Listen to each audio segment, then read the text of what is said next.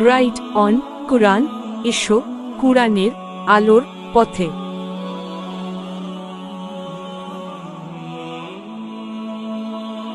প্রজাদেরকে তোমরা গর্তের ভিতরে দাও, সুলাইমান নবীর লোক লস্করের ভাড়ার তলে ফললে সেফায় লেগো। এই কথাটা সুলাইমান নবী আবার সকল প্রাণীর কথা বুঝতেন, বাতাসে কথাটা সুলাইমান নবীর কানে পৌঁছাইছে। সুলাইমান আলাইহিস সালাম তো রাগ হয়ে গেলেন, কেন? হ্যাঁ কইল কি, আমি কি কোনো জালিম বাদশা নাকি? আমি তো আল্লাহর নবী, আমার লোক লস্করে তার প্রজাদেরকে ফাইরা সেফাই লেবো, হ্যাঁ কথাটা কইল কি? সুলাইমান আলাইহিস সালাম তো রাগ হয়ে গেছে, রাগ হইয়া বলছে, হ্যাঁ রে ধরো ধরো তারে। আচ্ছা, ফিফরারে দৈরান থেকে ব্যাটালিয়ান পাঠান লাগবো, 100-200 সৈন্য পাঠান লাগবো? একজনে সিমরিদা ধরছে, দৈরা সুলাইমান নবীর হাতে দিছে। এই তুই কি কইছস? আমি কি কোনো জালিম নাকি? আমি তো আল্লাহর নবী, নবীরা তো কোনোদিন কোনো ক্ষতি করে না। তুই কি কইলি? ফাইরা সেফাই লইব। এই দেখে যেই রাগ হইছে, ওখান টিপ দিলে আমারও সাইজ কিরে লাইব। অবশেষে কয়, হুজুর হুজুর আমার বাড়িতে আপনার দাওয়াত। আপনারা হাসলেন কি লিগে? তাফসীরের ঘটনা, কোরআন শরীফের ঘটনা। ফিফরায় সুলাইমান আলাইহিস সালামের দাওয়াত দিছে। আচ্ছা চিন্তা করেন, হ্যাঁ খাই কি আর আপনারা নিচে হ্যাঁ খাওয়াইব কি? ফিফরা একদিন যদি ঠিক মতে খাওন টান তারে 6.5 দিন, 6 মাস বলে বইয়া খাইতারে। আচ্ছা একদিন খাওন ফিফরাই টাইম না নিলে কয়টা গম নিতারব? ঘুমাই দিয়েছেন আপনারা? কয়টা গম নিতারব? 5-7টা। এই তো একটা গম তো ফিফরার লেগা 2 বস্তার সমান। 1977 বা 78-এ ফোলা একটা আছে বন্ডা কিসিমের, মাদ্রাসাত ফইরাও সিনেমা দেখতে গেছে। উস্তাদ তো আরো চালাক, যারা শিক্ষক ছাত্র পড়া এরা চালাক নাও। করতে জানি আইসে রাত 11টার দিকে, আয়া উনি আবার সিট করতো, সকলের সিট তালাশ করে সব ঠিক মতো ঘুমাইছে কিনা, মশারি আলগিদা আলগিদা হুজুর চেক করে গেছে সব ঘুমাইছে কিনা। দেখে মাশাআল্লাহ 3লা মশারি ল্যাব দিয়া মানুষ বানায়া রেয়াল দিয়া মাথা বানাইছে। কি যে চালাক, মাথা বানাইছে রেল দিয়া, ল্যাব দা মানুষ বানায় থিয়া গেছে গা। হুজুর কই কিরে কেমন কেমন লাগে, দুর্বল দুর্বল লাগে, হাত দেহে মানুষ নাই। এই সব ছাত্রের মধ্যে হেফজখানার জন পড়ি আমি বড়, আর বৈরব রেল স্টেশনের ইমাম হেরে জিগে এনে কইব। দুইজন 2 স্টেশনের ইমামতি পাইছি, কারণ এই বন্ডামন্ডিত গেছি না দীক্ষা। হ্যাঁ রেল স্টেশনের ইমাম, আমি বাস স্টেশনের ইমাম। আমরা দুইজনে কোরআন শরীফ পড়তেছি, কারণ কোরআন শরীফ মুখস্থ করা বড় কঠিন, বড় কষ্টের জিনিস। হেফজখানায় যারা পড়ে তারাই জানে বিদায় তাদের ইজ্জত কত। একজন কোরআন পড়নেওয়ালা রাস্তা দিয়ে হাইটা গেলে নূরের তৈরি ফেরেশতারা নূরের পর বিছায়া দেয়। বুশেরে যদি গলাত রশি বাইন্ধা হেফাইয়া নে, নূরের পর বিছাইব। একজন কোরআন পড়নেওয়ালা রাস্তা দিয়ে হাইটা গেলে 40 দিনের জন্য আশেপাশের কবরের আযাব বন্ধ করে দেওয়া হয়। বড় কষ্টের জিনিস। কিন্তু আমরা বইয়ে পড়তেছি, আয়া জিগাই কিরে এই 3টা কই? নাম কইতাম না, নাম কইলে গিবত হইব। এই 3টা কই? বলতে পারি না। দেখ নিচে দেখ, দোতলার উপরে মাদ্রাসা, নিচে দেখ। নিচে দেখছে, পাইছে না। আমার বাজারে দেখে আয়, বৈরব বাজার। বাজারে গেছি, বাজারেও না। এত রাত্রে বাজারে যাবো কি করতো? রাত বাজে 11টা 11:30। কয় বুঝজি কই গেছে? বুরহানের সিটের মধ্যে হুজুর ঘুমাইতে গিয়া 2 বালিশের শুইত, ওই হেই 3 জনের একজনের একটা বালিশ নিয়া বুরহানের বালিশের নিচে দিয়া, স্টেশন মসজিদের ইমামের বালিশের নিচে দিয়া দিছে। হুজুর ওনার সিটের মধ্যে শুইছে। তাই তো 12টার পরেই তাইয়ে ঘুমাই দিয়েছেন আপনারা। 12টার পরে কারবার শেষ হয়েছে তো আইসে, আয়া কি দেখাইছে না দেখাইছে একজন একজনকে কইতাছে। আমরা তো সজাগ, হুজুর তো ঘুমাই গেছে। হ্যাঁ বালিশ পায় না বিছাইরা ঘুরতে ঘুরতে গিয়া দেখে বুরহানের বালিশ নিচ্ছে। মানে এটা যে হুজুর ঘুমাইছে হ্যাঁ তো সেইটা জানে না। হ্যাঁ বুরহানের হ্যাঁ বুইরা কইয়া বালিশের কোনা দিলে বুইরার 2 বালিশ লাগে,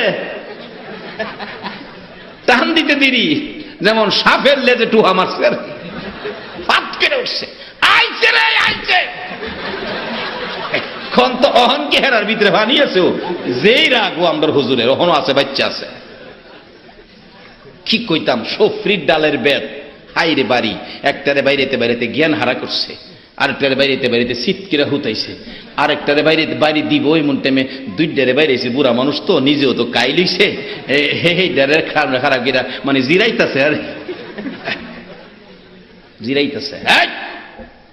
তুই কেমনে গেলে রে? হ্যাঁ মধ্যে তোর তো বুঝ আসিন, তুই কেমনে গেলি?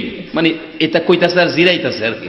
এইভাবে হ্যাঁ কান্দার অভিনয় কি হুজুর আমার মনটা কইছি নাচকা ধরাত ফইরা যামু, এই কথা কইছে পরে তো হুজুর হাসি মারছে।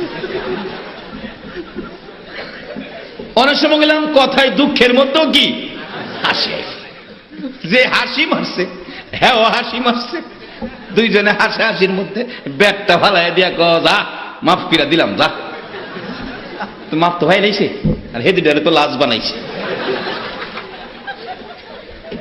ফিফরা কয় সুলাইমান নবীরে হুজুর আমার টিপটাপ দেন না, আমার বাড়িতে আপনার দাওয়াত। সুলাইমান আলাইহিস সালাম কয় রে কি কইলে তুই, তুই খাস কি আমারে খাওয়াইবি কি? হুজুর দাওয়াতটা রাখেন। ঘরে দাওয়াতটা যে রাখতাম, তোর কথাই তো আমার দুঃখের মধ্যে হাসি উঠেছে গা। তুই একদিন খাওন টানলে 6 মাস খাইতারস, সারাদিনে না 6টা গম নিতারস, এই 6টা গম কি আমার হইব? হুজুর যদি আপনি দুর্বল মনে করেন আমারে, তাহলে আপনার সাথে যত মেহমান আছে, যত লোক লস্কর আছে, সব সহ আমার বাড়ির দাওয়াত। আমার আল্লাহ ডাকে, আরে সুলাইমান দাওয়াত কবুল কর, না হয় পিঁপড়া সমস্ত পৃথিবীর মানুষ দাওয়াত করে বইব। সুবহানাল্লাহ আসতে গেলেন। পিঁপড়ার মতো ছোট্ট একটা প্রাণী, আলেম ওলামারা আছে জিগেন কোরআন শরীফের একটু না। ও সুলাইমান নবী আপনি দাওয়াত, আপনার সাথে লোক লস্কর সহ দাওয়াত। আল্লাহ কয় সুলাইমান দাওয়াত কবুল কর, নাইলে ইজ্জত রাখতো না, সমস্ত মাখলুকাত দাওয়াত করে বইব। যাও দাওয়াত কবুল করলাম, খানা দানার ব্যবস্থা করো। হুজুর দাওয়াত করছি আমি, চিন্তা আপনার না, দাওয়াত করছি আমি, চিন্তা আপনার না। এমনি তো যা চোখের ফানি ছাড়ে আর দাহে, প্রভু গো আমার কি এই ক্ষমতা আছে তোমার নবীরে খাওয়াইতাম? দাওয়াত তো করছি তোমার উপরে ভরসা হই। একটা পিঁপড়ার বলে ভরসা আমার আল্লাহর উপরে। ও মুসলমান তোমার আমার ভরসা গেল কই? মিটামিটি কাটাইলাম জিন্দেগি, বলুন মিছামিছি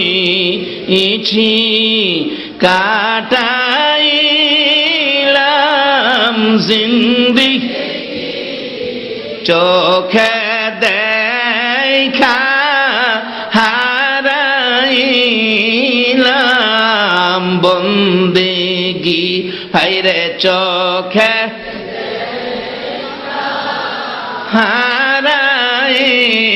হারাইলাম বন কার বাবারি কার বাগর কার বা কার বাবারি কার বাগ কার বাকি শিবন্দ কার কবরে হবে বসতি, হাইরে অন্ধ বরে হবে এই দুনিয়া মুসাফির খানা জানো না, এই দুনিয়া মুসাফির খানা জানো, কত মানুষ আইল গেল রইল না, হাইরে কত মানুষ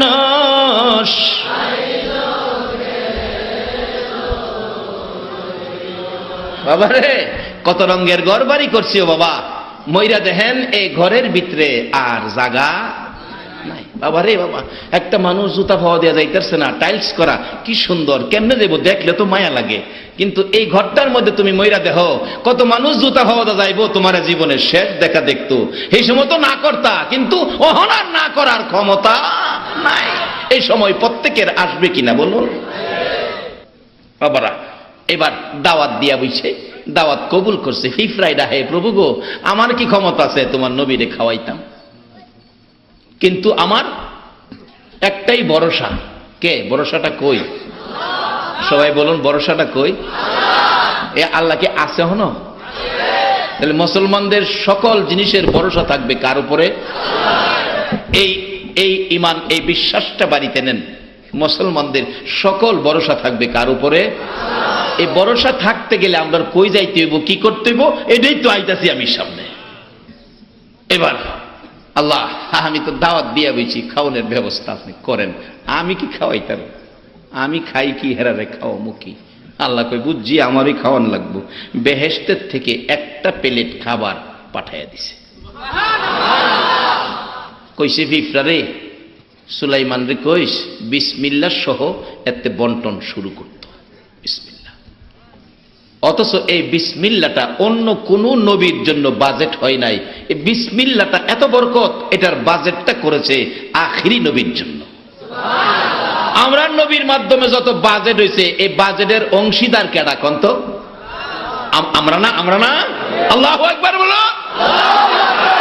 আরেকবার সুলাইমান নবী বিপদে পড়ছেন, বিসমিল্লাহটা আবার দুনিয়াতে আইছেন।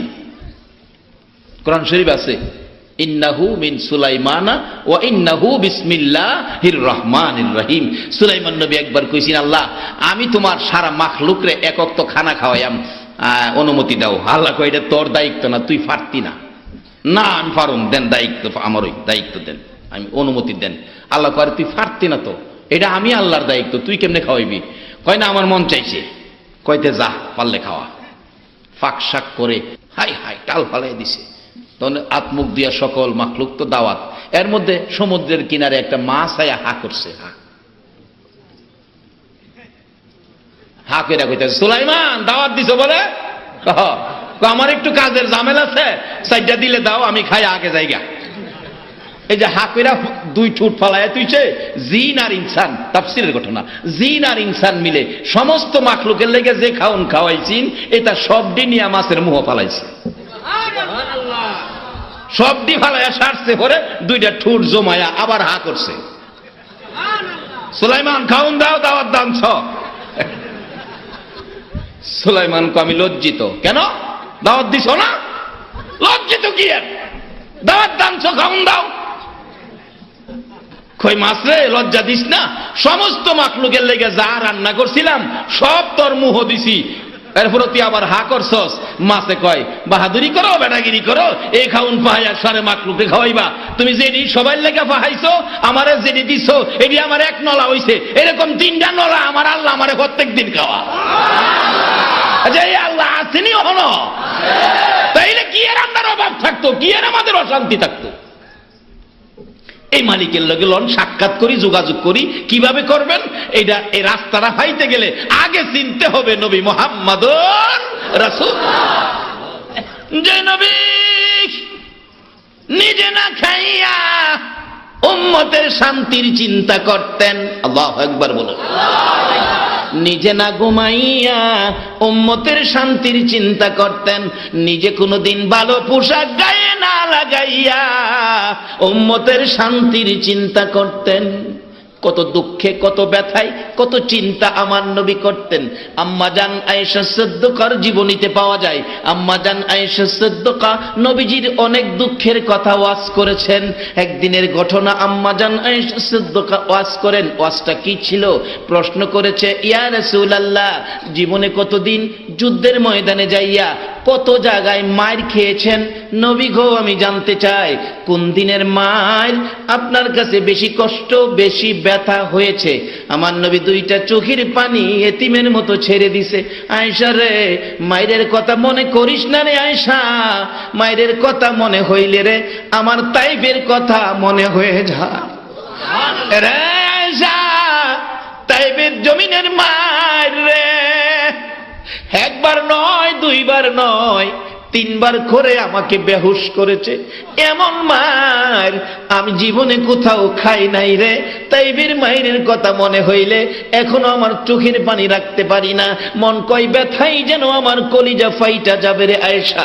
কিছুক্ষণ পর আবার এতিমের মতো চোখের পানি ছেড়ে ছেড়ে আম্মা জান আয়েশা সিদ্দিকার দিকে তাকাইয়া তাকাইয়া ডাকে, রে আয়েশা, আর একটা ব্যথার কথা শুনো।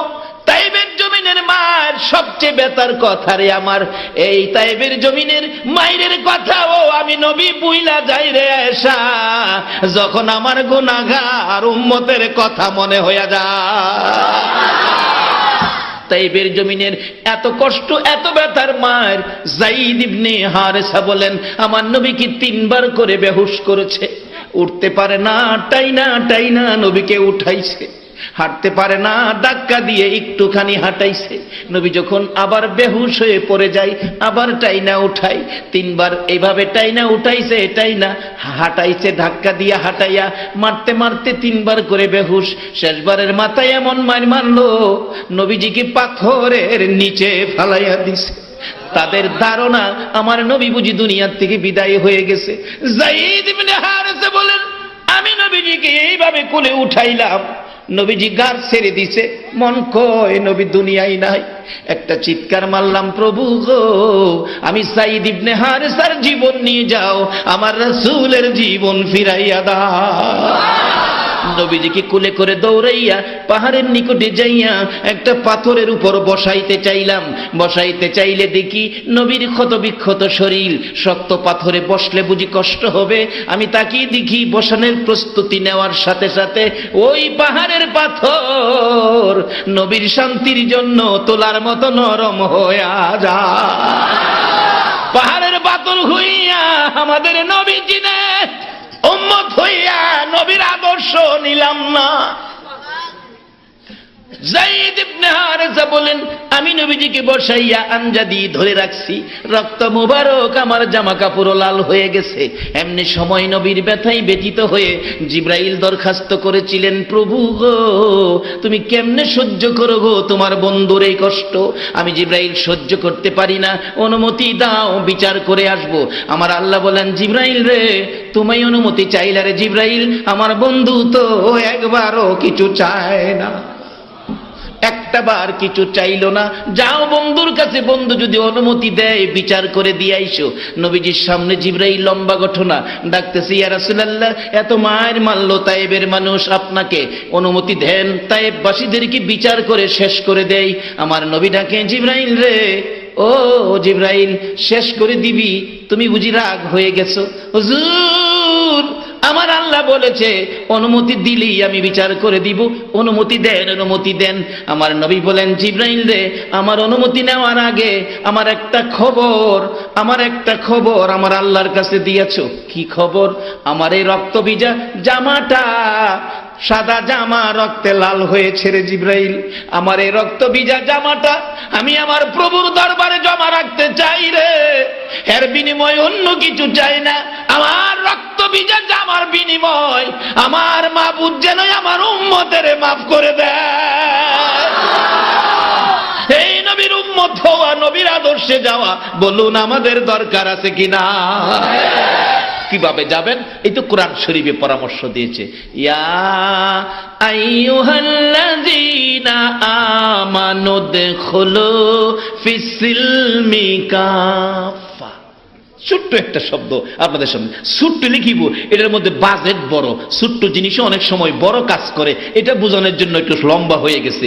ছোট্ট জিনিসও অনেক সময় বড় কাজ করে। কোরআন শরীফের ছোট্ট একটা শব্দ আল্লাহ বলছে আমাদেরকে, ইমানদার দেও মা বোনেরা, তোমাদেরকেও বলছে, মুসলমান বলতে, ইমানদার বলতে সবাইকে বলছে, তোমরা পুরাপুরি ভাবে ইসলামে ঢুকো। বলুন, ইসলামটা কার ধর্ম? বলুন। কোরআন শরীফ, ইন্নাদ দীনা ইনদাল্লাহিল ইসলাম। আল্লাহ বলছে ইসলামটা আমার মনোনীত ধর্ম। এই ইসলাম আল্লাহর মনোনীত ধর্ম। এই ইসলামটা আল্লাহ, ইসলামের মধ্যে ঢোকার জন্য আমাদেরকে ডাকতেছেন। আচ্ছা বলুন, ইসলামটা যে আল্লাহর মনোনীত ধর্ম, এটা কি আমাদের কোনো মনোনীত না আল্লাহর মনোনীত? তো ইসলামটা চলবে কি আমাদের ইচ্ছাই না আল্লাহর ইচ্ছাই? যে এখন যদি আল্লাহর ইচ্ছাই ইসলাম চলতো তাইলে আমরার মধ্যে দল হইল কি লেগা? তাহলে বুঝে গেল আমরা আল্লাহর ইচ্ছাই চালাই না, চালাইলে আল্লাহর ইচ্ছাই চললে এক দল থাকতো, অন তিন দল হইল কেরে? তাহলে বুঝে গেল নিজেদের কিছু মত লাগাইছে। আল্লাহ কইছে তোমরা ইসলামটা চিনো নাই, ইসলামটা চিনার জন্য বোঝার জন্য আল্লাহ একটা ক্যাটালগ দিছে। ক্যাটালগটা হলো কোরআন। ক্যাটালগটা কি? সবাই বলুন, ক্যাটালগ কি? কোরআন। অনেক সময় দেখেন মোবাইল কিনলে মোবাইলের সাথেও ক্যাটালগ দেয়। 1700 টাকার মোবাইল, এত বড় ক্যাটালগ বই দিছে, কেমনে চার্জ করবেন, কেমনে ব্যবহার করবেন, কোন ফিনে চার্জার ফিন ঢুকাইবেন, কোন জায়গা দিয়া ইয়ারফোনের ফিন ঢুকাইবেন, এটা সব ক্যাটালগের মধ্যে সিস্টেম দেওয়া আছে। অন যদি আপনি মোবাইল কিন না কন আমি মোবাইল কিনছি, হ্যার ক্যাটালগ মানুন লাগবো। ইয়ারফোনের সেদ্রুর মধ্যে চার্জার ফিন ঢুকাইয়া দিয়েছেন, আবার চার্জারের চার্জ করার সেদ্রুর মধ্যে ইয়ারফোনের ফিন ঢুকাইছেন। বলুন চলবো না ভেজাল হইব? তাহলে বুঝা গেল ক্যাটালগ না মানলেই কিছু ভেজাল। আল্লাহ মনোনীত ধর্ম ইসলাম বুঝার জন্য ক্যাটালগ হলো কোরআন। তাইলে আমাদের মধ্যে যখন কিছু ভেজাল, আল্লাহ কয় তোমরা ক্যাটালগ বুঝতেছ না। এই ক্যাটালগটা বোঝানোর জন্য আমি আরেকজন ইঞ্জিনিয়ারও পাঠাইলাম। সে ইঞ্জিনিয়ার হলো নবী মুহাম্মদুর রাসূলুল্লাহ। তোমরা এই ইঞ্জিনিয়ারের কথা মতো ইসলাম ব্যবহার করো, তাইলে কোনো দলাদলি থাকবে না। কোরআন শরীফে বলেছে অমাইয়ুতির রাসূলা ফাকাদ আতা আল্লাহ, তোমরা আমার এই রাসূলের কথাগুলি মানো। যারা রাসূলকে চিনছে, রাসূলের কথা মানছে, তাদের জীবনী খুলুন না। একটু লম্বা হয়ে যেতেছে, আপনাদের কষ্ট হবে। যারা নবীকে চিনছে, নবীকে মানছে, তাদের জীবনী খুলুন। আসলে চিনতে পারলেই মানতে সহজ হয়। আচ্ছা, আমরা নবীর জীবনে কোনোদিন কারো প্রতি হিংসা করছে? যদি এই হিংসা নবীর উম্মতের মধ্যে থাকে, তাইলে নবীর উম্মতের খাতায় নাম থাকবে না। নবীরে চিনছে সর্বপ্রথম একজন মহিলা। নবীজি নবুয়তের কাজ, দাওয়াতের কাজ শুরু করে নাই, কিন্তু নবীকে চিনি ফেলেছে আচার আচরণ দেখে, ব্যবহার দেখে মা খাদিজা। সুবহানাল্লাহ বলুন। আচার আচরণ, ব্যবহার, কথাবার্তা, চাল চলন দেখে চিনে ফেলেছে মা খাদিজা। এই নবীকে চিনে খাদিজার লাভ হলো না লস হলো? বাস্তবে আসুন কিভাবে লাভ। মা খাদিজা মক্কা নগরে ধনাঢ্য ব্যক্তি ছিলেন, একজন ব্যবসায়ী ছিলেন, শিল্পপতি ছিলেন, সম্পদশালী ছিলেন। মা খাদিজা শুনছে মোহাম্মদ নামে একটা যুবক, তার আচার আচরণ, চাল চলন, কথাবার্তা, ব্যবহার, সততা সব দিক দিয়ে গুণ গরিমায় ভরপুর। প্রস্তাব করলেন ওই মোহাম্মদ নামে যুবকটাকে আমার ব্যবসায় যদি চাকরি দেওয়া যাইতো তাহলে একটু ভালো হইতো, সৎ চরিত্রের যুবক। এই প্রস্তাব পৌঁছলে নবীজির মা নাই বাবা নাই, চাচা আবু তালিব নবীজিকে নিয়ে, যুবক মোহাম্মদকে নিয়ে খাদিজার বাড়ির সামনে ডাক দিলেন, খাদিজা মোহাম্মদ নামের যুবকটা আসছে। খাদিজা ঘরতে বাইরিয়ে দেহে, হায় হায়, এটা পূর্ণিমার চাঁদের সাথে তুলনা করা যায়, তবু চাঁদের চাইতে বেশি মনে করা যায়। আবু তালিব, এ কি তোমার ভাতিজা? হ, হায়, যা শুনছি সবই তোমার ভাতিজার আছে, বিশ্বাস হয়েছে। যুবক, তোমার আমার নবী যুবক বয়সে চরিত্র কত সুন্দর, দেখলেই মানুষ বিশ্বাস করে ফেলতো। আর অহনের দিনের যুবকদেরকে বিশ্বাস করা যায়? সবাই যেমন কইলেন না। দোকানে চাকরি দিছে, ক্যাশিয়ার বানাইছে, চাবিটা ভুলে থিয়াই পড়ছে মহাজন, সহালে গিয়া দেহে দোকানের তালা ভাঙ্গা, ক্যাশে যা আসিন। এই ঘটনা ঘটে নাই আমরা বাংলাদেশ। তবে আপনারা কি আখিরি নবীর উম্মত হইতে চান কিনা? তাহলে কি করবেন? এই যে দেখেন নবীর আদর্শ, নবীর শিক্ষা। নবীজি দাঁড়াইয়া রয়েছে, কোনো কথা কয় না, চাচার উপরে দিয়া বাতিজা কথা কয় না। আর অহনের দিনের গেলাম বাপের উপরে দাও কয়ালা, কয় না, ও কয় না, কথা কই তুললে বাপে কিছু, বাপে কইছে আরে বাপ দেশ না, বাপের ধমক মারে, তুমি কি জানো, তুমি কি জানো? হ্যাঁ, খুব ভালো জানে, বাপে জানে না। নবীজি চাচার উপরে দা কথা কয় না, দাঁড়ায় রয়েছে। আবু তালিব, জি এ কি তোমার ভাতিজা? হ্যাঁ, আমার খুব পছন্দ হয়েছে। মা খাদিজা বলেন, তোমার ভাতিজা আমার এখানে চাকরি করবে, এটা আমি চাই, তবে ব্যবসা বাণিজ্যের তো হিসাব কিতাব করতে হয়। তোমার ভাতিজার লেখাপড়া কি, লেখাপড়ার সার্টিফিকেট কি? আবু তালিব কয়, খাদিজা এই ব্যাপারে আমি দুর্বল, কারণ ভাতিজা জীবনে কোনোদিন বাবার মুখ দেখে নাই। লেখাপড়া কে করাবে? তার তো গর্ভ থাকতেই বাবা মারা গেছে, 6 বছর বয়সে মা মারা গেছে, লেখাপড়া কে করাবে? আমি তো লেখাপড়া করাইতে পারি নাই, আর আমার জানা মতো মাদ্রাসা স্কুল কলেজে যাইতেও আমি কোনোদিন দেখি নাই। এতে বোঝা যায় নবী কি লেখাপড়া জানে না। আচ্ছা, আসলে কি নবী লেখাপড়া জানে না? আপনাদের মত কি দেখি? সবাই বলতে হবে জানে। জানে, কারণ নবী এমন এক ভার্সিটির ছাত্র, যে ভার্সিটির ছাত্র একজন, শিক্ষকও একজন। ভার্সিটিটা মক্কা নগরে, যারা হজ করতে গেছেন দেখছেন, যে ভার্সিটির নাম জাবালে নূর। জাবালে নূর, ছাত্র একজন, শিক্ষক একজন। ছাত্র হলো মুহাম্মাদুর রাসূলুল্লাহ, শিক্ষক হলো লা ইলাহা ইল্লাল্লাহ। শিক্ষক একজন, ছাত্র একজন। এই ভার্সিটির অন্য কোন কোচিং সেন্টার নাই, এই ভার্সিটির ছাত্র হইব।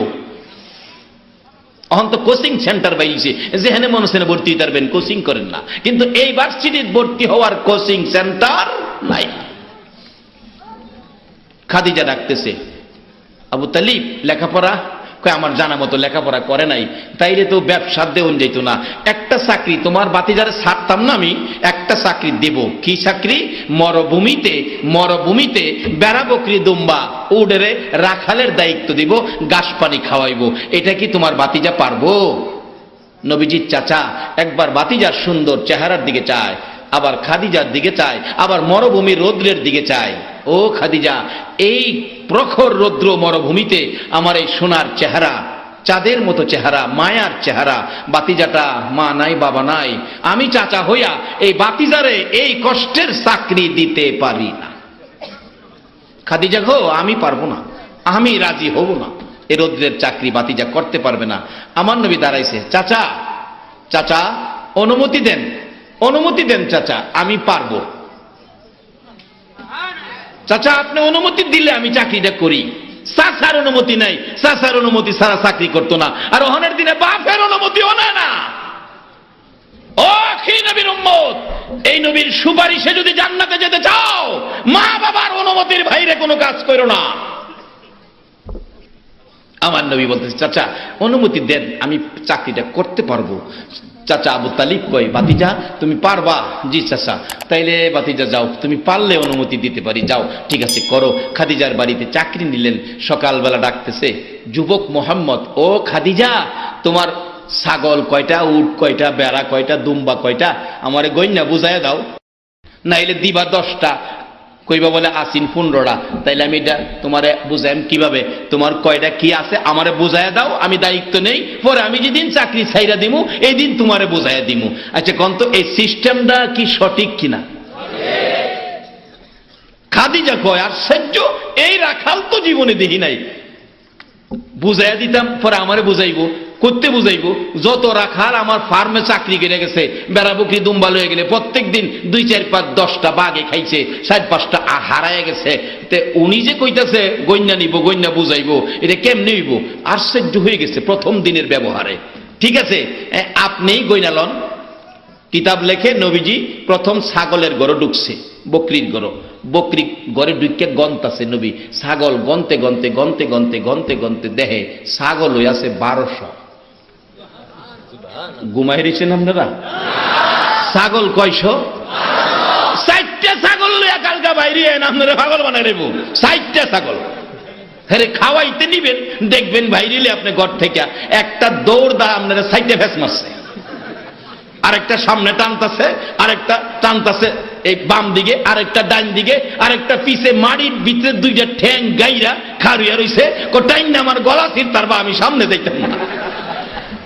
এই চরিত্র ছাগলের আছে কিনা কন্ত? এই পানের দায়িত্ব পাইছে 1200। কয়শো? আল্লাহ সকল নবী রাসূলকে দিয়ে ছাগল পালাইছে। নবী রাসূলের পরশে ছাগল যাওয়াতে ছাগলের দাম বাড়ছে না কমছে? আচ্ছা কোন ফার্মের মুরগ কোন, দেশি মুরগ কোন, মহিষের গোশত কোন, আর গরুর গোশত কোন? সবচেয়ে দাম কিসের গোশতের? ছাগলের গোশতের দাম বেশি না? মানে খাসি আর কি, খাসি তো ছাগল হই।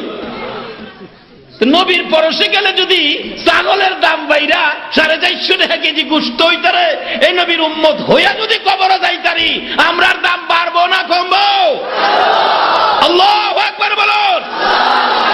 বাবা এটা আমার ওয়াজে না তো, কোরআন শরীফের ঘোষণাই, কুনতুম খায়রা উম্মাতিন উখরিজাত লিন-নাস। আল্লাহু আকবার।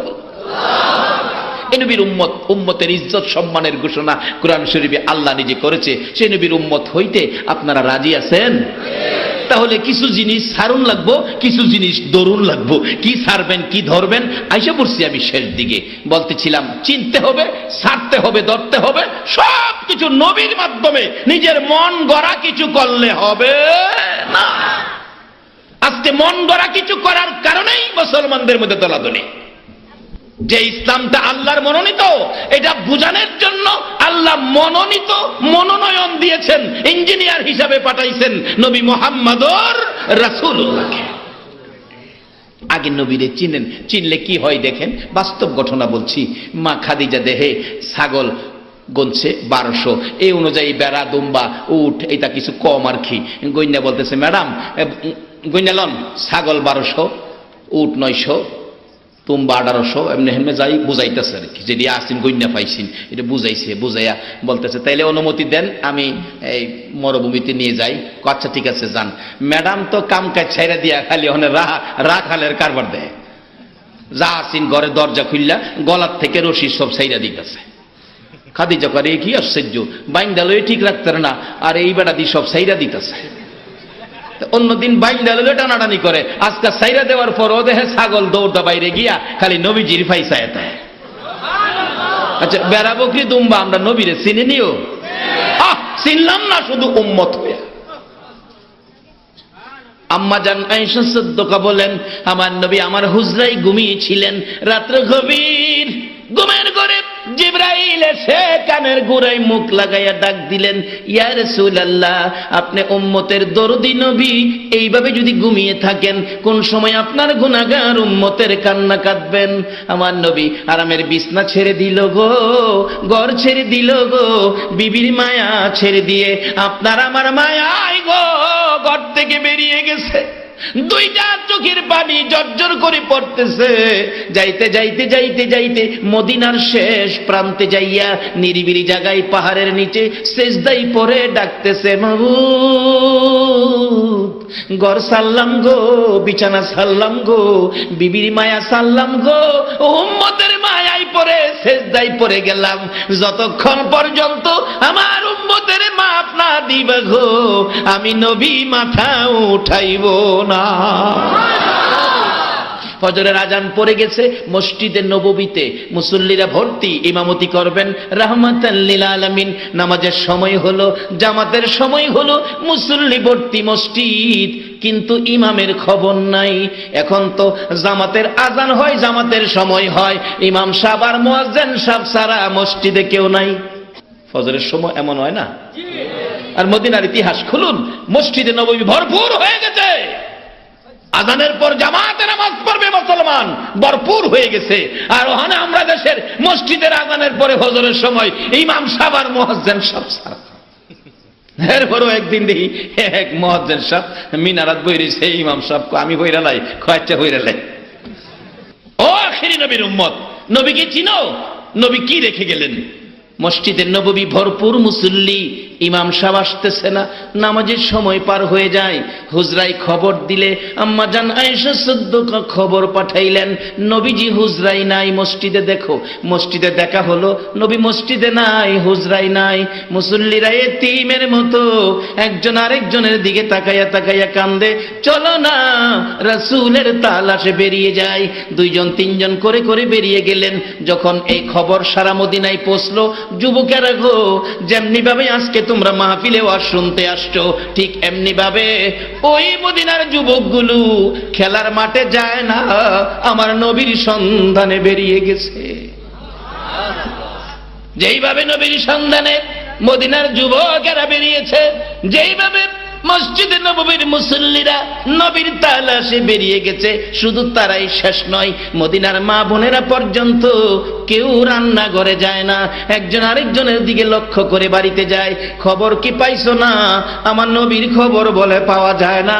এই ব্যথায় ব্যতীত মদিনায় কারো চুলায় আগুন জ্বলে না। এমনকি মহিলারা, মা যারা ছোট্ট ছোট্ট বাচ্চাগুলো কোলে লইয়া বাচ্চাগুলোকে খানা খাওয়ানোর জন্য, দুধ খাওয়ানোর জন্য স্তনে মুখ লাগাইয়া দেয়, বাচ্চাগুলো স্তনে মুখ না দিয়ে মায়ের মুখের দিকে তাকাইয়া দুইটা ঠোঁট নাড়ে, চোখের পানি ছাড়ে, কি যেন বলবেন। মা কান্দে আর বলে, বাবা গো দুধ না খাইয়া কি যেন বলবা, সেই চিন্তা করতেছো, বুঝে ফেলেছি কি বলবা। রে কলিজার টুকরা সন্তান, এটাই বুঝি বলতে চাইতেছো। মা বলো আমার নবী কই গো মা? যতক্ষণ পর্যন্ত নবীর খবর না শুনাইবা আমরা মার স্তনে মুখ লাগাইব না। এইভাবে সারাটা দিন পার হয়ে গেল, মদিনায় কারো চুলায় আগুন জ্বলে না। একটা দিন পার হলো, মদিনা যেন এতিম হয়ে গেল মানুষগুলো। দুইটা দিন পার হলো, তিনটা দিন যেদিন পার হয়ে যায়, মদিনার ইতিহাস লেখে আবু বকর ওমর কানতে কানতে দুইজন নবীর সন্ধানে মদিনার শেষ প্রান্তে চলে গেছে। মদিনার শেষ প্রান্তে যাইয়া দেখে এক জাক রাখাল বসে বসে কি যেন ভাবনাই ভাবতেছেন। আবু বকর পাশে দাঁড়াইয়া ডাকলেন, রাখালেরা রে, আমাদের পরিচয় নাও। আমি আবু বকর, আমার সাথে আমরা, আমার ভাই ওমর, আমরা মদিনার শহর থেকে আসছি, আমরা শহরের মেহমান, একটা ব্যথায় ঘুরতেছি। তোমরা কি ব্যথায় বসে আছো, কি ব্যথায় ঘুরতেছো? রাখালেরা, আজকে 3টা দিন পার হয়ে যায় রে, আমাদের দয়ার নবী মায়ার নবী রে আমরা খুঁজে পাই না। এই দয়ার নবী মায়ার নবী রে, তোমরা মাঠে ঘাটে থাকো, তোমাদের নজরে পড়ছে কিনা? রাখালেরা একজন আরেকজনের দিকে তাকাই, একজনে বলে ফেললেন, ও আবু বকর ওমর, 3 দিনের সীমানা যখন দিয়েছো, আমরা তো তোমাদের দয়ার নবী চিনি না, মায়ার নবীও চিনি না, তবে 3 দিনের সীমানার উপর একটা খবর দিতে পারি। ওই পাহাড়টার নিচে একটা পূর্ণিমার চাঁদের মতো একটা মানুষ রে, মায়ার চেহারা, নূরের চেহারা লইয়া সেজদায় পড়ে উম্মতি উম্মতি বলে কাঁদতেছে রে আবু বকর ওমর। আজকে 3টা দিন পর্যন্ত আমাদের বেড়া বকরি দুম্বাগুলো ওই লোকটার দিকে তাকায়া তাকায়া কান্দে, ঘাস পানি খায় না। দোহাই লাগে রে, ওই মানুষটা যদি তোমাদের দয়ার নবী হয়, এই মানুষটারে এখান থেকে উঠাইয়া নিয়ে যাও, আমাদের বেড়া বকরি দুম্বাগুলো ঘাস পানি খাবে। এতে বোঝা যায় নবীর যারা চিনেছে, বেড়া বকরি দুম্বা পর্যন্ত নবীর মায়ায় কান্দে, ঘাস পানিতে মুখ দেয় না। আবু বকর ওমর বলেন, দৌড়াইয়া যাইয়া দেখি আমার নবী সেজদায় পড়ে এখনো কান্দে, উম্মতি উম্মতি। 3 দিন পর্যন্ত খানা পিনা নাই, আরামের ঘুম নাই, বিছানা নাই, গোসল নাই, আরাম নাই, একটানা 3 দিন 3 রাত সেজদায় পড়ে যেই নবী আমাদের জন্য কান্দে, এই নবীর আদর্শে যাওয়া, নবীর কথাগুলো মানা, বলুন আমাদের দরকার আছে কিনা? বাবা, মৃত্যুর পরে তো নবী ছাড়া কেউ আপনার পক্ষে কিছু করতে পারবে না। বাবার আসুন, কথাগুলি লক্ষ্য দেন। আমি শেষ দিকে যাচ্ছি। বেড়া বকরি দুম্বা আমার নবীরে চিনেনি, চিনে? আমরা যে উম্মত, আমরার চিনার দরকার আসেনি। এই দেশে কারে আপন বানাইছেন? মরার পরে সব পর, শুধু খালি কইব কাফনের কাপড় আনো, কবর করো, কোন সময় দাফন করবা, জানাজার টাইম জানায় দাও, জানাজার টাইম জানায়। কোন ছেলে কইতো না আমার বাপের 3 দিন বাড়িতে রাখিয়া পরে বিদায় দেন, একথা কেউ বলবে? তার আগে নবীর আদর্শ, নবীর কথা মানেন, নবীর তরিকা মানেন। বলতেছিলাম, মা খাদিজা মহিলা হইয়া কি করে দেখেন, চাইরিছে দেখে সব বাইরে গিয়ে খার রয়েছে, কেউ ছটফট করে না, এদিক সেদিক দৌড়াদৌড়ি করে না, সবগুলো সাইরা নবীজি আগে আগে রওনা হয়েছে, ফিসে ফিসে বেড়া বকরি দুম্বা সব লাইন ধরছে, হে যাইতেছে। খাদিজা কয়, আর এটা কেমন রাখাল ভাইলাম, এমন রাখাল তো দেখি না, বেড়া বকরি দুম্বাদি সব শৃঙ্খলা, সব শৃঙ্খলা, যার পরে সে সব শৃঙ্খলা। আজকে আমরা সেই নবীর উম্মত, আমরা শৃঙ্খলায় যাওয়া দরকার আছে কিনা? এবার লম্বা হয়ে যাইতেছে পিছে পিছে। খাদিজা দেহে আর দেখা যায় না, তার জীবনী লেখে এই রাখালের কাণ্ড কারখানা দেখবার লেগিয়া খাদিজা তার বাড়ির বিল্ডিং এর ছাদের উপরে গিয়ে উঠছে। ছাদের উপরে উঠতে দেহে একবারে মরুভূমিতে যাইয়া পাহাড়ের নিচে যাইয়া বেড়া বকরি দুম্বারে খাওয়ানোর নির্দেশ দিছে। হেরা খাইতেছে আর নবীজি বৈশা রয়েছে। মেঘের টুকরা আইসা নবীজির মাথার উপরে ছায়া দিয়ে রাখছে। লম্বা ঘটনা। খাদিজা খালি এই কারখানায় দেখে, বাড়িতে আইলে বলতেছে, ম্যাডাম গয়না বুঝালন সব ঠিক আছে কিনা? গয়না দেহে সব ঠিক আছে। খাদিজা জিগায়, রাখাল আজকে কি পাহাড়ে বাঘ ছিল না? রাসূল বলেন, বাঘ তো ছিল, কইতো একটা তো বাঘে খাইল না। অন্যদিন 5-7টা বাঘে খায়, 2-4-5টা হারায়া যায়, কারণ এতগুলো একসাথে বাঘে খাওয়া হারায় যাওয়া এটা স্বাভাবিক। নবীজি বলেন, ম্যাডাম আমি মুহাম্মদের রাখালিয়াতের আওতায় যত বেড়া বকরি দুম্বা আছে এদের গায়ে হাত দেওয়ার সাহস জংলার বাঘের হইছে না। নবীর রাখালিয়াতের আওতায় বেড়া বকরি দুম্বার গায়ে যদি বাঘে হাত দেওয়ার সাহস না থাকে, এই নবীর উম্মত হইয়া যদি কবরে যাইতারি আযাবের ফেরেশতার হাত দেওয়ার সাহস থাকবে? মশাই ভাইলে ছাড়ে না।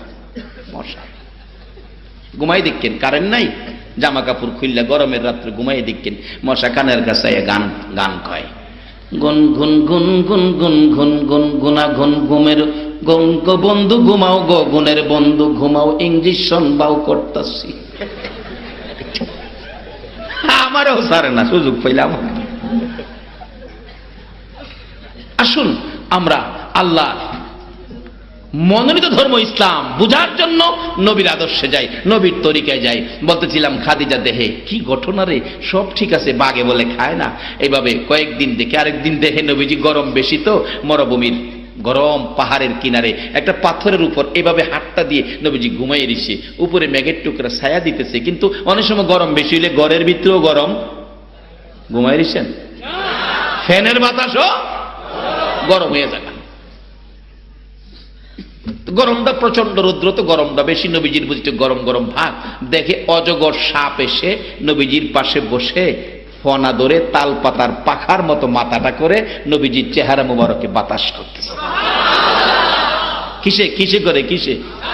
আর আমরা মশাই ভাইলে আমরা ইঞ্জেকশন করে বলে ইসলামে পুরাপুরি ঢুকলে হুজুর বাসন যাইব, সাপে কামড় দিত কি, আর সাপে খেদমত কেন তো বলবাইতো না। বাস্তব বাদশাহ ইব্রাহিম ইবনে আদহামের জীবনী। ইব্রাহিম ইবনে আদহাম পলকের বাদশাহ ছিলেন। বাদশার জীবনী খুলুন, অনেক লম্বা ঘটনা। সাপে কই কামড় দিব, আখেরি নবীর উম্মত পুরাপুরি ভাবে ইসলামে ঢুকার কারণে সাপ রাত্র গভীর বাদশাহী ছেড়ে আল্লাহর তালাশে ইসলাম নিয়ে বেরিয়ে গেলেন। এটা কম্বল, শুধু সম্বল, কম্বল ছিটতে ছিটতে অর্ধেক হয়ে গেছে, 4 ভাগের 1 ভাগ। শীতের মধ্যে কম্বল বিছাইলে গায়ে দিবার থাকে না। বাদশাহ ইব্রাহিম ইবনে আদহাম বিছাইলে গায়ে দিবার থাকে না, আর গায়ে দিলে বিছাইবার থাকে না। পাথরের বরফ ঠান্ডা হয়ে রয়েছে। কি করবো রে, একদিন রাত্রে বললা রাহে, আল্লাহ গো নিচে বিছাইছি একটু কম্বল, গায়ে দিবার তো নাই, একটা কম্বল দাও না, একটা কম্বল, আল্লাহ একটা কম্বল দাও না। আল্লাহ কয়, ওই বাদশাহ ইব্রাহিম ইবনে আদহাম, আমার কি কম্বলের ফ্যাক্টরি আছে, কম্বল চাইছো? আল্লাহ তুমি না কইছো যা কিছু দরকার আল্লাহর কাছে চাইবা, আমি তো তোমার কাছেই চাইছি, এটাই তো শিক্ষা দিচ্ছ তুমি, তোমার কাছে তো চাইছি, কম্বল দাও। আল্লাহ করে, চাইছস তো ঠিক দেউন তো লাগবো। অজগর, পুরানা জংলার অজগর সাপরে নির্দেশ দিছে, অজগর তুই তাড়াতাড়ি যাইয়া বাদশাহ ইব্রাহিম ইবনে আদহামের গায়ের কম্বল হয়ে যা। অজগর সাপ গিয়া ইব্রাহিম ইবনে আদহামের গায়ে ঘুমাইছি তো, ভেসাইতে ভেসাইতে ভেসাইতে ভেসাইতে কম্বল হইয়া মাথাটা মুখটা নিয়ে মাথার কাছে রাখিয়া, কারণ মাথা যদি সাফাইয়ালা তা তো শ্বাস বন্ধ দিয়ে মেরে যাবো গা। সাপের মুখের গরম শ্বাসটা মাথার মধ্যে মারতেছে। দেখবেন ঠান্ডার সময় ভিতরতে শ্বাস বাড়িলে গরম হয়, আর গরমের সময় শ্বাস বাড়িলে কি হয়? সেকেন্ড গরমে অতিষ্ঠ গরম, কিছুই নাই ফাঁকা টাকা, দেখবেন টান্দা সাপের বোতামটা খুললা এরকম করে। আচ্ছা, এটা গরমে লেগে করে না ঠান্ডা লেগে করে? আর দেখেন প্রচন্ড শীত, লেফে মানে না, না মুহে লেপটা দিয়া 2-3টা ফু যখন লেপের ভিতরে মারছে, ভিতরে কি হয়েছে এখন তো গরম হয়ে গেছে। এই সিস্টেম কে করছে? এই আল্লাহরে চিনুন, বলুন আমাদের দরকার আছে কিনা। বান্দা কেমনে তুমি আল্লাহরে বলে গেলা, তোমারে কত কিছু দিছে, একদিন হিসাব করলা না। শ্বশুর বাড়িতে গড়িটা দিলে গড়ি লাগায় বেড়া ছেড়ে দেখা, আর কেউ কইলে না কইলে শ্বশুর বাড়িতে দিছে, একটা গড়ি দিছে 6 মাস পরে নষ্ট হয়ে যায় বুকা, এত দেহান মান ছেড়ে দেখায় না, মাথার থেকে পায়ের পাতা পর্যন্ত যে আল্লাহ তোমাকে এত কিছু দিয়েছে, একদিন তো কইলা না আমার আল্লাহর দেওয়া এগুলি। তবে ধরাত পড়ে যাইবা কবে জানি কার মৃত্যুর তুফান এই দেহের মধ্যে আক্রমণ করে, যেই তুফানের আক্রমণ থেকে বাঁচার কোন জিনিস নাই। লম্বা ঘটনা, লম্বা হয়ে গেছে। সাফে বাতাস দেয়, মা খাদিজা কয় এই নবীরে সারুন যেত না, বুঝে লাইছি, চিন্না লাইছি, উনি যে আখিরি নবী এতে আমার আর সন্দেহ নাই, বুঝে ফেলছি। বাড়িতে আসার পরে কয় মোহাম্মদ আজকাল থেকে আর মরুভূমিতে যেতে হবে না, আজকে ব্যবসার দায়িত্বে বসো, লেখাপড়া লাগবে না। আচ্ছা, নবী যে এই ব্যবসায় বসে, ব্যবসায় লাভ হইব না লস হইব? লাভ হওয়ার কারণ কি? নবী কোনোদিন মাপে কম। আর আমরা দেশে তো আপনাদের এলাকায় আজকে আমাদের এলাকায় আসছে জমির ফসল, বেগুনই ধরেন, বেগুন ফাইরা যেটি ফুয়া খাওয়া বেগুন এটি বস্তার ভিতরে দেয়, আর উফরে দেয় বানাবে। সই পারছে, বেজাইলে সইরি ভিতরে দিছে, বালুডি উফরে দিছে, এইভাবে সাজায়া মাশাল্লাহ উফরের বালা দেখাইয়া বেজাল একদমে বেচালা। কিন্তু নবীর চরিত্রে এগুলি নাই। ব্যবসা এত সুন্দর সুনাম কিছুদিনের মধ্যে, ব্যবসা এত হলো। খাদিজা রাখতেছে লম্বা ঘটনা, ও মোহাম্মদ তোমার ব্যবসায় আমি সন্তুষ্ট, আমি এখন সব চিনে ফেলেছি। ও বংশের মুরব্বীরা, গার্জিয়ানেরা, একটা কথা শুনেন কি, আমাকে আমার ব্যবসার ম্যানেজার মোহাম্মদের সাথে, আমার রাখাল মোহাম্মদের সাথে আমি খাদিজাকে বিবাহ লাগাইয়া দেন। গার্জিয়ানেরা, বংশের মুরব্বীরা বলেন খাদিজা গো তুমি পাগল হতে পারো গো, আমরা পাগল না গো খাদিজা, তোমার এত ধন সম্পদ, বাড়িঘর, ব্যবসা বাণিজ্য, অনেক শান শৌকত, এরা খাদিজা মোহাম্মদ নামে যুবকটার নাই, কিছুই নাই। 1 নম্বরে মা নাই, বাবা নাই, বাড়ি নাই, ঘর নাই, চাচার ঘরে থাকে, ধন সম্পদ নাই, ব্যবসার মালামাল নাই, উট নাই, বেড়া নাই, বকরি নাই, দুম্বা নাই, নগদ টাকা পয়সা নাই, তার কাছে তোমাকে বিবাহ আমরা দিতে পারি না। খাদিজা ডাকে, রে আমার বংশের মুরব্বীরা, তোমরা যদি রাজি না হও, মোহাম্মদের কিছু নাই বলে গো, আমার হাতে কলম দাও, আমার হাতে খাতা দাও, আমি খাদিজা আমার ব্যবসার মালামাল, নগদ টাকা, বেড়া, বকরি, দুম্বা, উট সহ, আমার বাড়িঘর সহ, আমি খাদিজার জীবন জৈবন সব মোহাম্মদের নামে দান করে দিলাম। দাও দাও আমি খাদিজাকে ধনী মুহাম্মদের কাছে বিবাহ দিয়ে দাও। বিবাহ দিয়ে দিলেন, কালিমা গ্রহণ করলেন, মুসলমান হলেন, নবীর পক্ষে নিলেন, সকল মুমিনের মা হয়ে গেলেন। আল্লাহু আকবার বলুন। যেদিন খাদিজা নবীর পক্ষ নিয়েছে, এই কোরআনের পক্ষ নিয়েছে, আমার আল্লাহ কত ভালোবাসা দিয়েছে মা খাদিজার জীবনী। যেদিন জগৎ থেকে বিদায় হবেন, মা খাদিজা চোখের পানি ছেড়ে ছেড়ে কাঁদতেছিলেন। আমার নবীর সামনে বসে আছে, খাদিজা গো কেন তুমি এইভাবে কাঁদো গো খাদিজা, এত কিছু দিয়ে আমাকে ভালোবেসেছো, ভালোবাসার বিনিময় তো তোমাকে দিব আমি। খাদিজা বলেন, ইয়া রাসূলুল্লাহ আমি তো আপনার জন্য সব দিয়েছি, আমি বেশি কিছু চাই না, আমার 3টা জিনিস দিলেই আমি খুশি হব। কি 3টা জিনিস হুজুর? প্রথম নাম্বার হলো, আমি খাদিজাকে যেদিন আমার মৃত্যু হবে, বাজারের কিনা কাফন আমার গায়ে লাগায়েন না গো নবী, আপনার একটা পাঞ্জাবি মুবারক দিয়ে আমারে কাফন পরাইয়া দিবে। নবীর পাঞ্জাবি যদি আমার গায়ে থাকে, আমার বিশ্বাস আযাবের ফেরেশতারা আমারে কিছুই জিগাইবে না। হুজুর 2 নাম্বার দাবি হলো, আমাকে যেই কবরে শোয়াবেন, আমারে শোয়ানোর আগে আগে আপনি নবী আমার কবরটার মধ্যে একটু শুয়ে আসবেন। যারা হজ করতে গেছেন মক্কাতে জান্নাতুল মুআল্লার মধ্যে যাইয়া দেখবেন, আমার নবী যেই কবরে শুয়া খাদিজাকে শুয়াইছে, এখনো সেই জান্নাতের বাগান জলমল করতেছে। মা খাদিজা বলেন, ইয়া রাসূলুল্লাহ আমার 2 নাম্বার দাবি হলো, আমাকে যে কবরে শোয়াবেন গো নবী, এই কবরটার ভিতরে আপনি আগে একটু শুয়ে আসবেন। বলুন নবী যেই কবরে শুয়ে আসবো, এই কবরে আযাবের গন্ধ থাকবে কিনা? যেই ঘরে নবী আছে, বলুন ঘরটার ভিতরে রহমত বরকত আছে কিনা? কেমন রহমত? আসুন বাস্তবতায় যাই। ভারতের ঘটনা, ভারতের ইতিহাস বেশি দিনের আগের ঘটনা নয়। ডক্টর শিবশক্তি নামে একজন হিন্দু ভদ্রলোক, ডক্টর শিবশক্তি, 70 লক্ষ হিন্দু যারা দেবতার মতো পূজা করত। এই বেটার গড় একদিন নবীজি গিয়া ঢুকছে স্বপ্ন যুগে। হিন্দুর গড় যদি যাইতারে, আমরার ঘরে একদিন নবী আইতারে না? আমরা তো দ্বিতীয় দাবিটা নবীর স্বপ্নই দেখতাম। হিন্দুর ঘর ডক্টর শিব শক্তি গিয়া নবীজি ডুইকা কয়, ও ডক্টর শিব শক্তি, এত বড় বেড়া হয়ে গেছস গা, আমি নবী আইছি তোরে কালিমা ভরাইতাম, কি ব্যাপার পড়বি?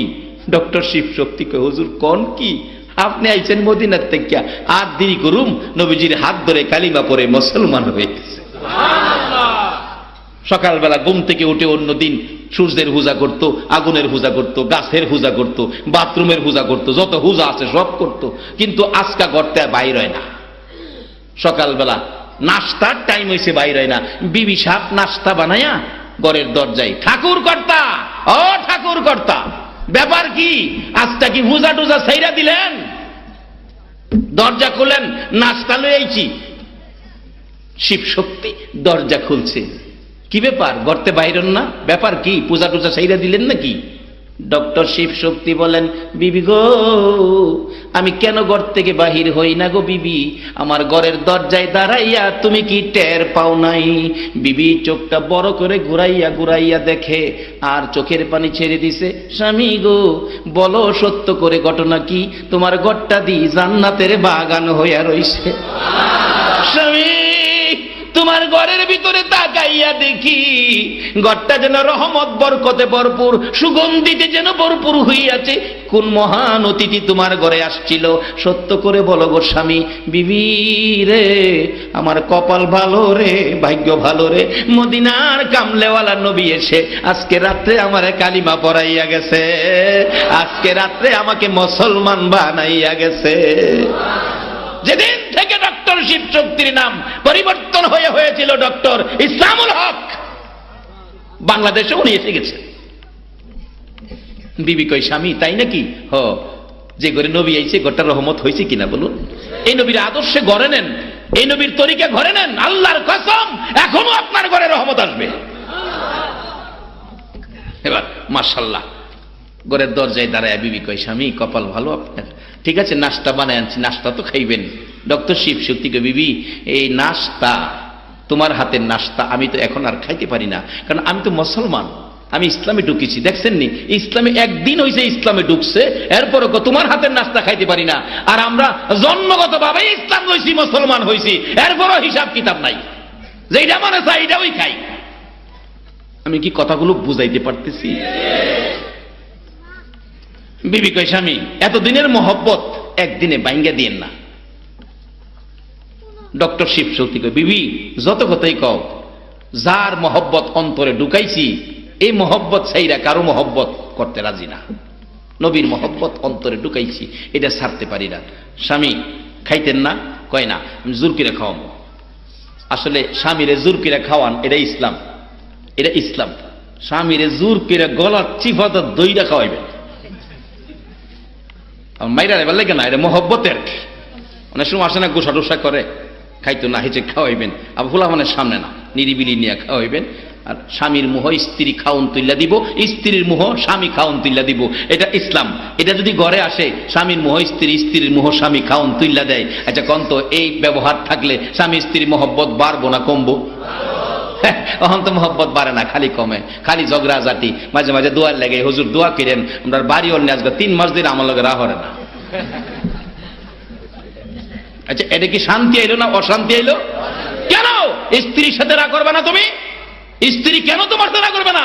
এই আচার আচরণ স্বামী স্ত্রীর মধ্যে থাকতে পারে না। 10 কিলোমিটার দূর থেকে, 50 কিলোমিটার দূর থেকে একটা মহিলা তোমার বাড়ির বংশের কাউরে আনে নাই, অসহায় মহিলাটা তোমার বাড়ির বউ হয়ে আসছে, তুমি তাকে মায়া করতে হবে, তুমি তাকে মহব্বত করতে হবে, এটা ইসলাম শিক্ষা দিয়েছে।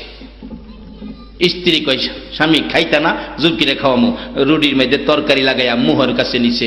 ডক্টর শিব শক্তি মুহ তালা মারছে, আপ খাইতাম না, খাইতাম না, জুরকিরে খাওয়ামো, না খাইতাম না। এটা ইসলাম। বলে হুজুর হ্যাঁ তো ইসলাম পরে নাই, ইসলাম আনে নাই। ডক্টর শিব শক্তির বিবি, হ্যাঁ ইসলাম কেমনে পাইলো? আর ভাবার পরে আইছে, এবার বাস্তব ঘটনা আই পড়ছি তো, এবার কোনো কিছুতেই চেষ্টা করে পারতেছে না। অবশেষে বিবি ডাক মারছে, স্বামী আর গোপন রাখতে পারলাম না, খান বই পায়েন না গো স্বামী, যেই সময় আপনাকে আমার নবী কালিমা পড়াইয়া যাইতেছিল গো স্বামী, যাওয়ার পথে আমারও কালিমা পড়াইয়া গেছে। কিছুক্ষণ ক্ষণের মধ্যে ইসলাম কি সুন্দর সিস্টেম দিয়েছে। সেই ইসলামটা আল্লাহর মনোনীত, সেই শ্রেষ্ঠ ধর্ম ইসলামের মধ্যে আমরা দীক্ষিত, কিন্তু আচার আচরণের মধ্যে ভেজাল। মৃত্যুর তুফান আসার আগে এই ভেজালগুলি দূর করুন, আল্লাহ সেই তৌফিক দেখ। সকলে বলুন আমিন। ভাই শেষ দিকে চলে আসলাম। মা খাদিজা বলেন, ইয়া রাসূলুল্লাহ, আমাকে দ্বিতীয় দাবিটা হলো আমার কবরে আপনি একটু শুয়ে আসবেন। রাসূল বলেন, যাও ঠিক আছে। তৃতীয় দাবি হলো আমাকে কবরে দিয়ে সবাই যখন কবর সারো বলে চলে যাবে, আপনি নবী যাইতে পারবেন না। নবী গো, আমার কবরের পাশে আপনি বসে থাকবেন। বাবারে, কবরের পাশে কবর মাটি দিয়া কবরটা সাইরা দিয়েন না। যদি আত্মীয় স্বজন থাকে, বংশের মধ্যে আলেম ওলামা থাকে, হাফেজ থাকে, তাদের কবরের পাশে দাঁড় করে রেখেন। মুলকিন নকিরের প্রশ্নের জবাবের সময় যদি কেউ কবর খারুয়ে থাকে আত্মীয় স্বজন, তাহলে ওই জবাব দেওয়ার সময় মনটার মধ্যে কিছুটা সাহস পায়। দেখছি কিন্ডারগার্টেন স্কুলে যখন বাচ্চারা, কুচি কুচি বাচ্চারা পরীক্ষা দিবে, মা, খালা, আপা, ভাই দেখবেন দরজার কাছে খাড়িয়ে থাকে। পরীক্ষার সময় পরীক্ষা দিয়ে যদি দেখে মা খাড় রয়েছে, তখন বাচ্চারার ভিতরে ভয় থাকে না। ঠিক কবরের মধ্যে তাদেরও যখন মুনকির নকির আসবে, কি যে অবস্থা হবে, কলিজা ছিঁড়ে যাবে ভয়ে। ওই সময় যদি নিজস্ব কোনো জ্ঞানী নেককার মানুষ কবরের পাশে দাঁড়াইয়া থাকে, কিতাবে আসছে, ওই ব্যক্তিরা কিছুটা সাহস পায়। আমার নবীর প্রাণপ্রিয় বিবি মা খাদিজা বলছেন, ইয়া রাসূলুল্লাহ, 3 নাম্বার দাবি হলো আমার কবরের পাশে আপনি বসে থাকবেন। মুলকিন নকিরের সওয়ালের জবাব আপনি নবী আদায় করে দিবেন। রাসূল বলেন, যাও ঠিক আছে। লম্বা ঘটনা সংক্ষেপ। মৃত্যু হয়ে গেলে কাফন পরাইয়া দাফন করে নবীজি কবরের পাশে বসে আছে। মুলকিন নকির আসতেছে না, ঘন্টার পর ঘন্টা পার হয়ে যায়। আমার নবী পেরেশান হয়ে গেলেন, ঘটনা কি, মুলকিন নকির কেন আসতেছে না? আমার আল্লাহ ডাকে, জিবরাইল যা রে, আমার বন্ধুর কাছে যা, খবর পৌঁছে দাও। বন্ধু আর এখানে বসে থাকতে হবে না রে জিবরাইল। আমার খাদিজা যেদিন আমার নবীর ভালোবাসায় আমি আল্লাহকে খুশি করার জন্য জীবন জৈবন ধন সম্পদ টাকা পয়সা সব দান করে দিয়েছিল, নবীর পক্ষ নিয়েছিল, সেদিন তো আমি আল্লাহ খাদিজার পক্ষে গিয়েছিলাম। এই ধন সম্পদ দান করে দেওয়ার কারণে আমি আল্লাহ খাদিজার পক্ষে গিয়েছি। বিদায় আজকে খাদিজার পক্ষের মুলকিন নকিরের সওয়ালের জবাব আমার নবীর দিতে হবে না রে জিবরাইল, আমি আল্লাহ নিজে খাদিজার জবাব আদায় করে দিয়েছি। সেই দরজা আমাদের জন্য এখনো খোলা আছে। বাবারা, আসুন নবী চিনি, নবীর পক্ষে যাই, দেহটাকে মৃত্যুর তুফান আসার আগে পরিষ্কার করি, জামাতের সহিত নামাজ পড়ি, মা বাবার কথা মতো চলি। আল্লাহ আমাদেরকে সেই বুঝ দেখ। সকলে বলুন আমিন। বাবার আসুন এখন দোয়া হবে।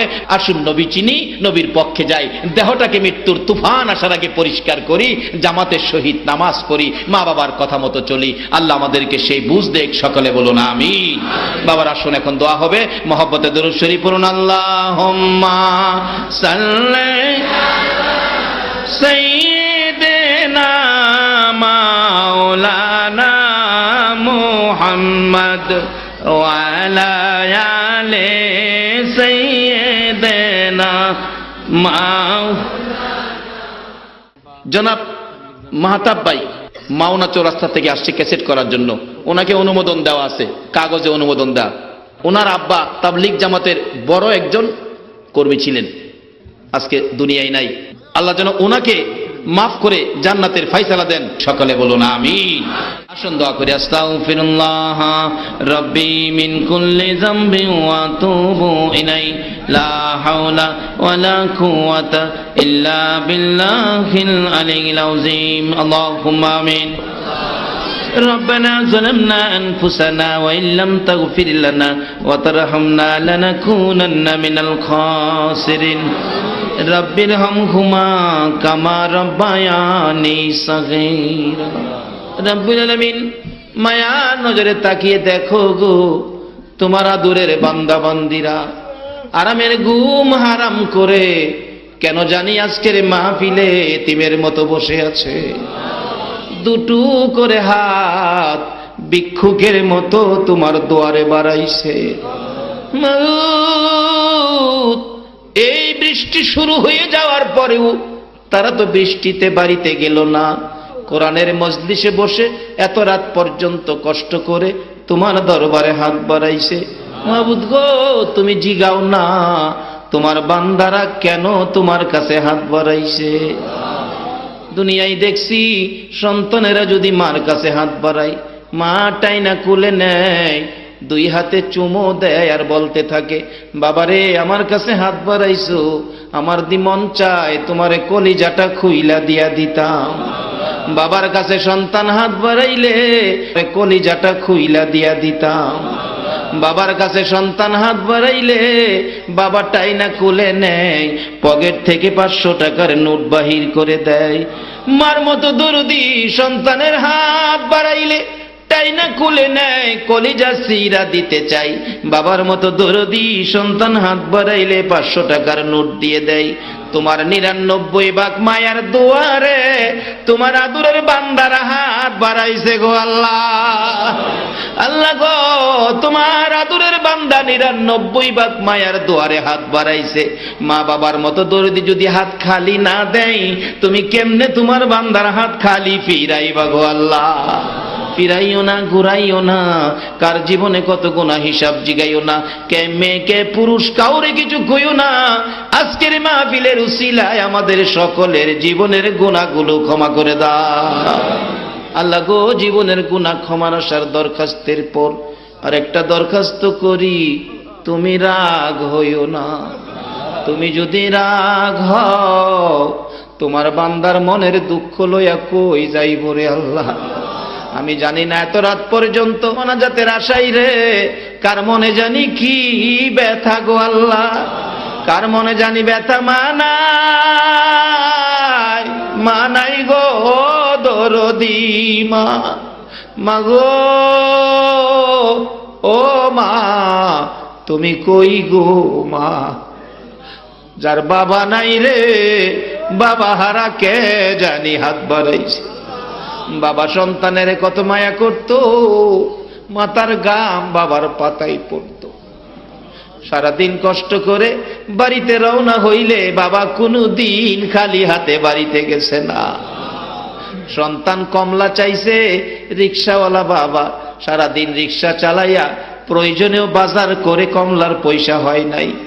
আরো বাবা বাজারগুলো দোকানে রাইখা রে 2 ঘন্টা সময় বেশি রিক্সা চালাইছে। রাত্র 10টায় কমলার পয়সা রোজগার হইছে, কমলা লইয়া বাবা বাড়িতে গেছে। যায়া দেখে কমলা খাওইন না ঘুমাইয়া রইছে। বাবা মাতার পাশে বসে ডাকে, আরে বাবা ও আমার কমলা খাওইন না রে, উঠো তোমার বাবা কমলা লইয়া আইছে। মা নিষেধ দিছে, ছেলেটা ঘুমাইছে, বিরক্ত কইরো না। কেন বিরক্ত করতেছো? বাবা বলছে তুমি তো জানো না আমার বাবা কমলা চাইছে, কমলার জন্য 2 ঘন্টা সময় রিক্সা বেশি চালাইছি।